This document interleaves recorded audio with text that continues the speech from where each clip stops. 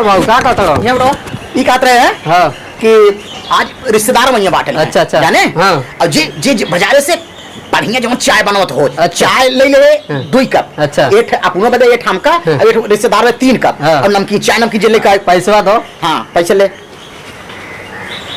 हाँ पैसे ले और लेके जा जल्दी से ठीक। और संगे धीरे धीरे जाए बचाए ठीक ठीक है ठीक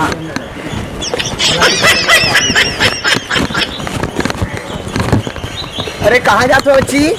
बाबू भेजना जाते हैं रिश्तेदार आते ना चाय आने करते हैं अच्छा अच्छा आज तुम्हें चाय आने जाते हो क्यों आवत हो कहाँ? हाँ रिश्तेदार आता लोग अच्छा बच्ची जातवा रिश्तेदार होते हैं तो कटिंग चाय हमहू में देख लेता यार। अच्छा ठीक है हाँ तो नमकीन बढ़ा ले हाँ। ठीक है हाँ ज्यादा बाबू की कंजूसी किन करे? सिया होता है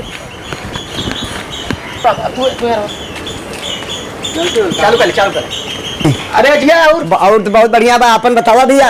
और एकदम ठीक ठाक बाटे है अरे आज सुनी तोरे रिश्तेदार आवत हो भैया।